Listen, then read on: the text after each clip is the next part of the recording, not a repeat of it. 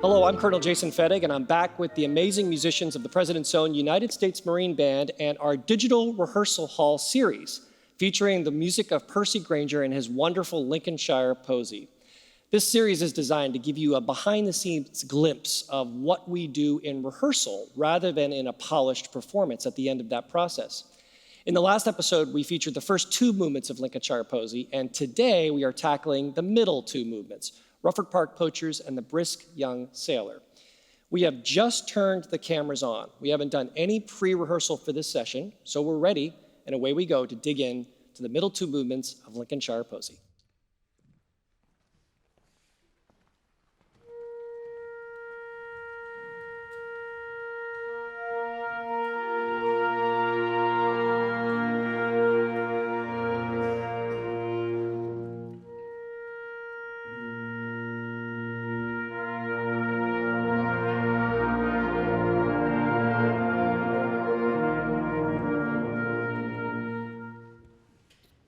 Okay, Rufford Park Poachers.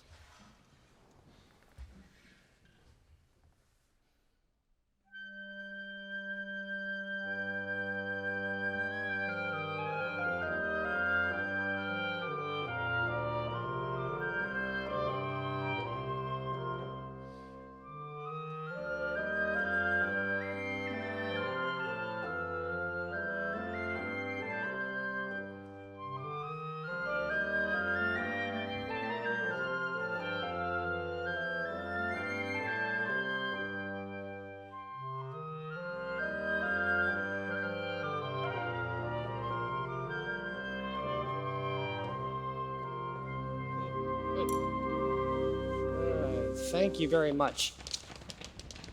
So right away you notice that I choose to conduct this to the big beat rather than to the eighth note. Some conductors do conduct it to the eighth note, but I think that the flow of this melody and the way that the Grainger has constructed the canon, it's really important that there be these waves of sound that come through. And so if I conduct the big beat and I'm doing my job, the musicians have a better shot of interpreting that the way I think Grainger intended. So at the outset, it's beautiful. The only thing I would add to this is when we get to the end of the phrases, if we could just go on to the next one. So as you breathe, don't get stuck in the end of that phrase. Let's make it just kind of almost like the beat is going on and we're just riding that train through there. Let's try it one more time and we'll go on this time. The waves are beautiful. 1 and 2. Good, one more time.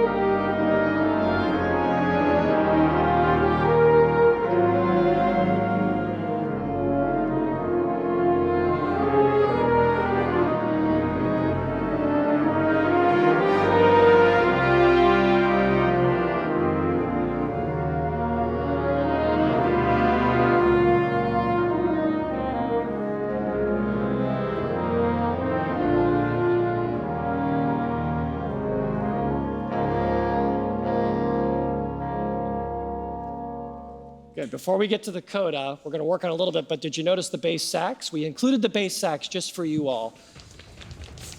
There's a couple of moments in this piece where the lower octave and contrabassoon and bass sax, it's so important. And when you have access to that instrument, it's great to put it in there.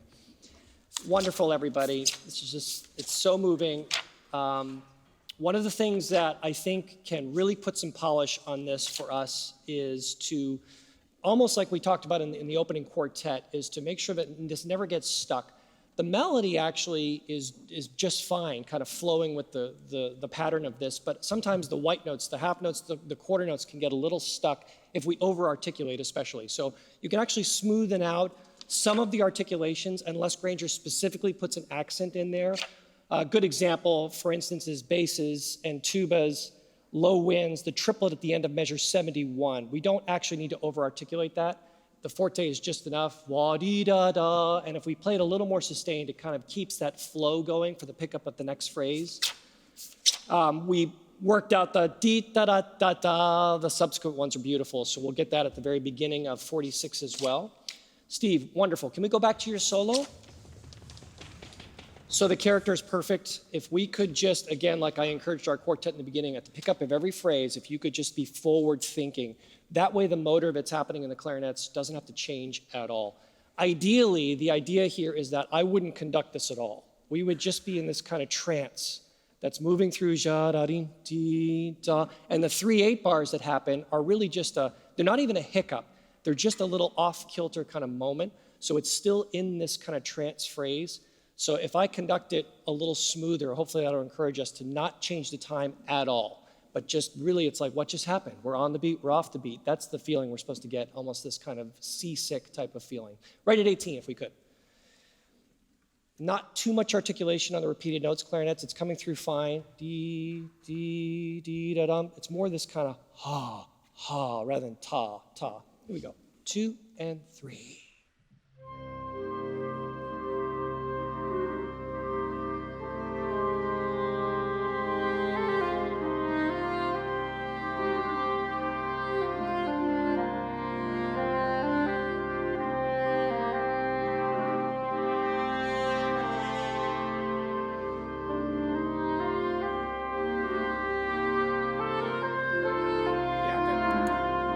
Right there, Steve, just a tiny bit on the late side, ba-da-dee-da-da, just flow right through. Can I just have clarinets for just a moment, just to hear this for everybody? 18, no pedal, just the clarinets, first, second, and third, 18. 2 and 3, and. Good. If you could just get, the articulation is fine, but just a little more immediacy to the sound. Dee, dee, right into it, don't sneak into it. 2 and 3, and wow. Keep going.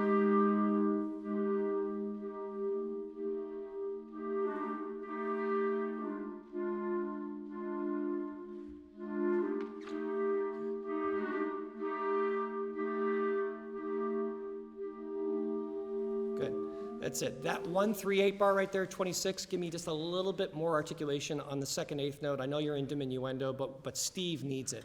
Ba-dee-da-da-da. Everybody together, and we go on. 18, 18. Incredibly difficult pedal that never ends. Thank you, gentlemen, ladies. 1 and 2 and 3. Sorry, my fault. 2 and 3.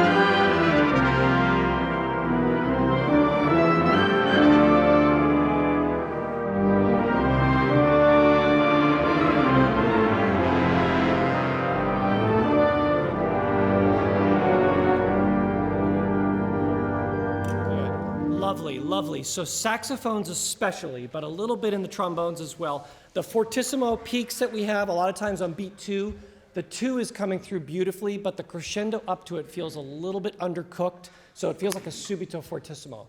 So if we could get the wave coming to the crest a little bit more, measure 60, measure 56, especially in the saxes. You know, Grainger, of course, was a saxophone player, so he wrote deliberately for this choir to be in the 4 of the sound. He wanted that reedy, kind of growly kind of sound, and the trombones are really supporting that in this case. Can I also just take once, just for our audience and for us, the trumpet stuff at 51, just to show this triple tonguing thing? 51, if I could, trumpets only, 2 and 3.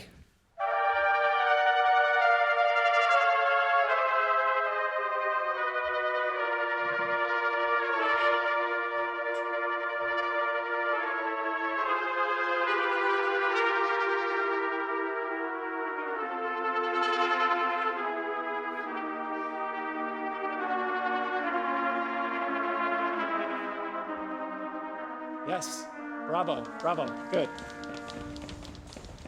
So this effect is really like the tremolo on a string. So Grainger wrote as successfully for orchestra as he did for band. And so this is kind of a feeling of that. And it doesn't have to be super articulate. You hear the way that these guys are doing it, it just kind of pokes through the texture once in a while and creates this kind of shimmer across the whole way.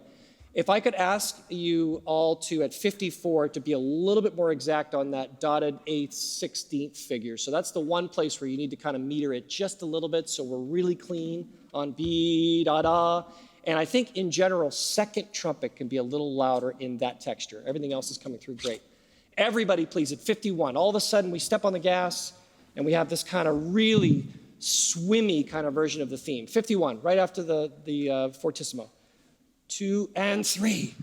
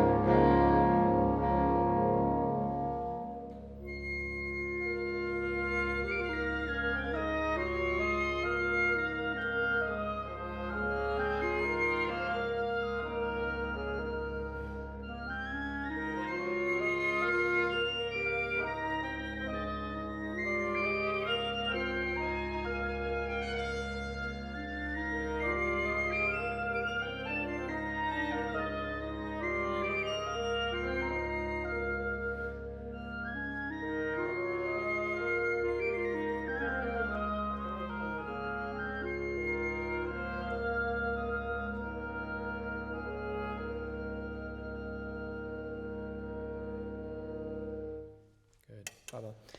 I think less slow off here. Again, Grainger writes slow off, not slow off lots. So I think sometimes when we do this and we slow off a lot, there's nothing wrong with that, but it feels like it kind of kills the end of the phrase for the second half of the canon. So maybe we don't do quite so much, and let's definitely not do it until it says it in the 5/8 bar. Be-da-dee, ba-dee-da-dee, ba-dee-da-dee, da-da-dee, da-da-da-da-da. Feels like enough to me, I think. Can we have this once more, please? As soft as the drone can be, I know you're all switching around and stagger breathing and sneaking in and out, but just keep it almost like a true drone, Scottish drone, where it's just kind of in the background, but not super audible. And let's see if we can get this. Can I just break this out really quick? Just the piccolo and the E-flat clarinet first in your little solo, your fifths here that you've got. 4 keys at once going on here, plus the drone, which is the 5th key. So it's a quintuple tonal moment. Here we go. 1.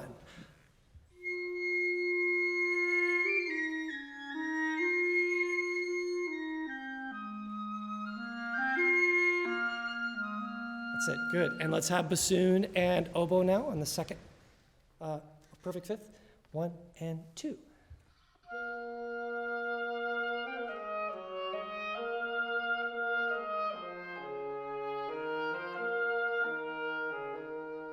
Gorgeous. Let's have everybody without the pedal. So the 4 of you, the quartet, right on beat 2 of measure 85. 2, 1.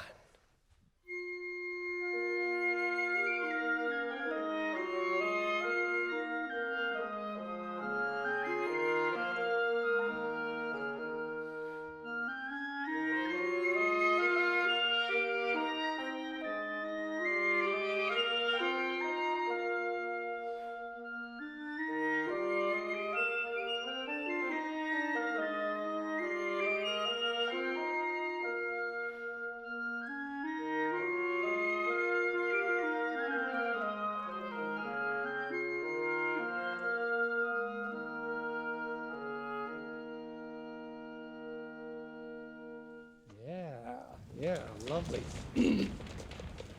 So when you have these moments that are really chamber music in the full band, it's so important to let the players kind of lead that charge, especially these players who are professionals, of course. But there's something really beautiful about being able to make small music inside of big music. And this is the only thing happening here, just like at the beginning of the piece, just 4 players.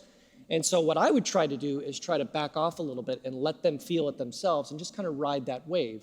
And that's what we'll do when we play it just now. Let's back up and catch a little bit of all of this from, let's go to 68, please, the second speed waywardly. Everybody is subservient to the horns here. So even if you're playing the melody saxophones, get inside the horn sound if we could. 68, 2, and 3.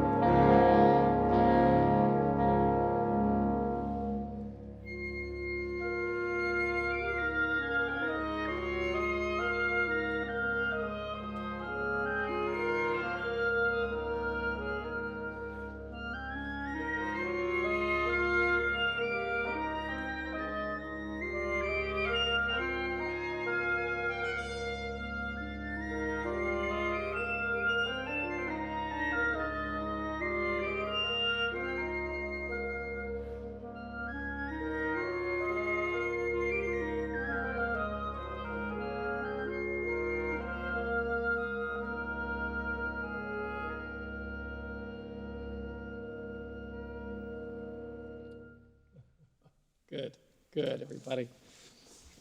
That's the other thing you have to look out for is as a conductor, you watch and connect with your players and you see where they are. For that long note at the end, I would only hold it as long as they felt like they could do it. So when they start turning red and are about to pass out, I'm going to cut the note. You didn't pass out, right, Trevor? Good. All right, folks, let's move on to the Brisk Young Sailor. Thank you very much.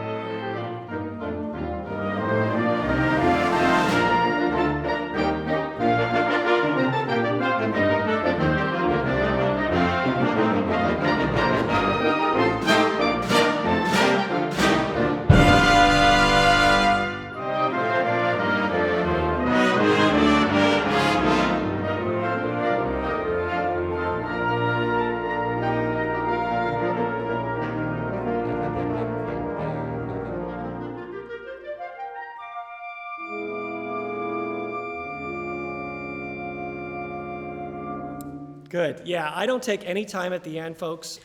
There's no retard listed, and so I think this kind of B flattish chord to this D flat with all these non-chord tones, it's kind of like a question mark. And I think if we take a retard, we set it up too much. So just straight on in, as soft as we could. Let's take this fun stuff at 18. 18, this is clarinets and flutes. Just you guys, the burbles. Here we go, 1 and 2 and 3.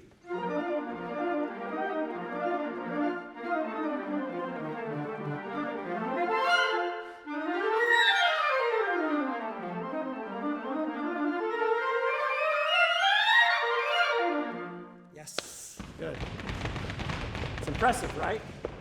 So one thing I think we can do here to make it just a little bit better blend with the melody that's happening is the mezzo forte, or the mezzo piano and the clarinets, first clarinet is probably a little bit too soft for that register. So what we don't want is a,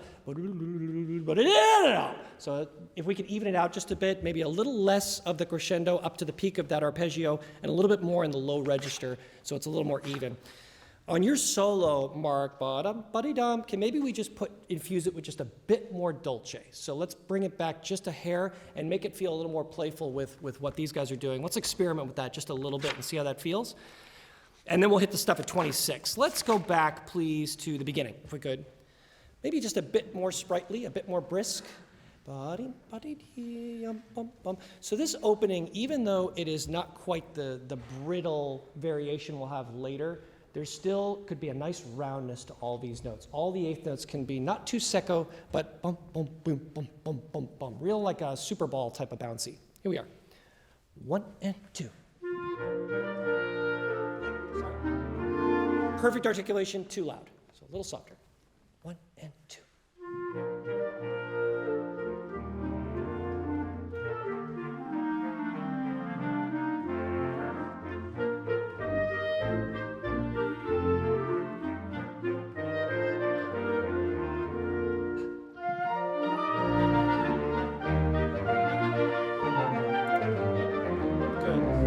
Thank you. A couple of quick things. Trumpets, you can be a little louder on that piano. There's something about that color. He just decides to bring it in. And make sure that the beat 2 is a little on the dry side. Be-da-da, just kind of goes away.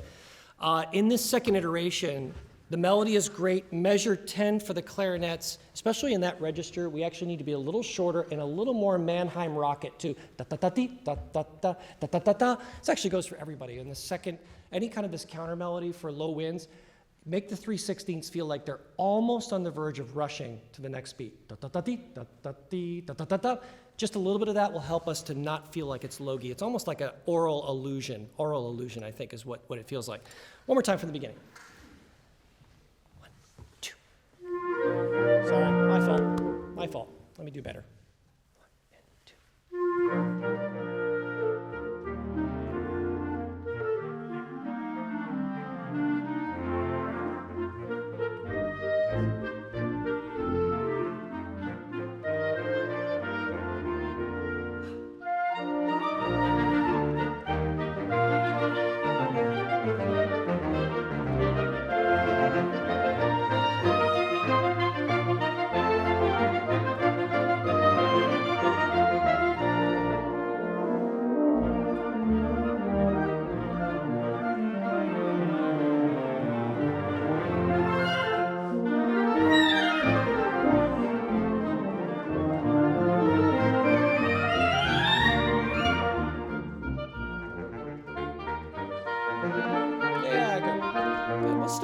We'll start right here so we get totally locked in on the counter melody. Right at 25. This is the downbeat of 25. No burbles. And 1, 2.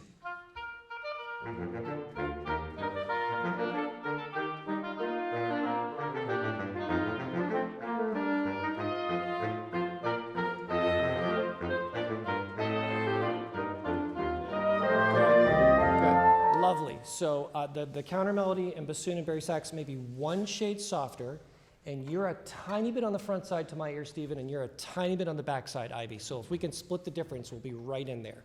Last time, and then we'll put everybody together. Same thing, 25, and 1.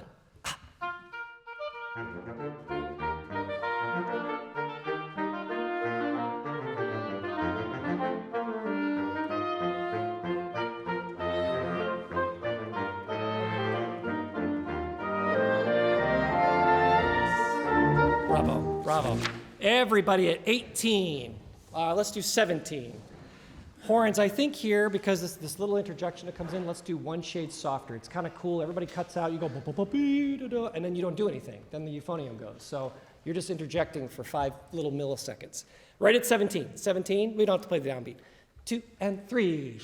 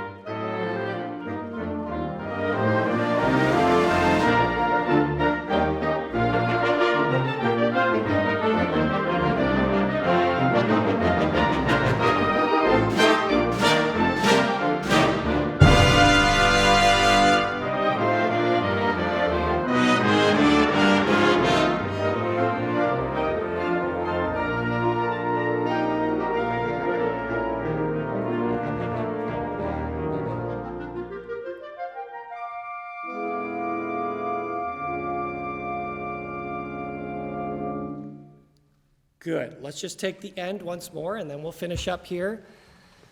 So I think we're kind of doing it half and half. Before 40, we can do this 2 ways. You could either do the fermata and then right into 40, or you could do a fermata with a clean cut and into 40. I think for me, it's kind of halfway in between.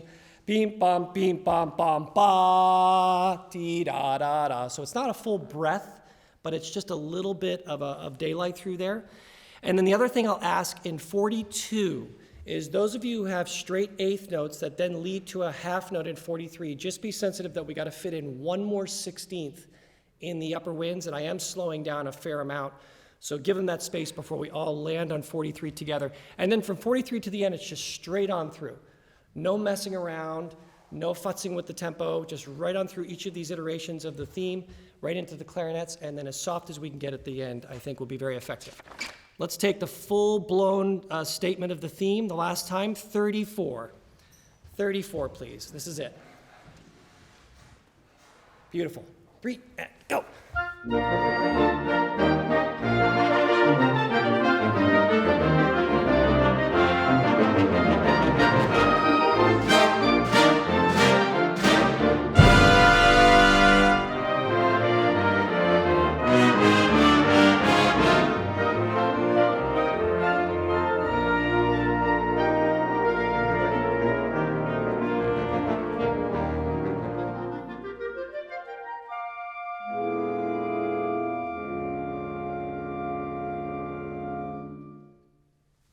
Bravo, bravo. Thank you very much. Thank you so much for joining us for this episode of the Digital Rehearsal Hall. Next time, we will finish up Lincolnshire Posy with Lord Melbourne and the Lost Lady Found, and we certainly hope you will tune in for that episode.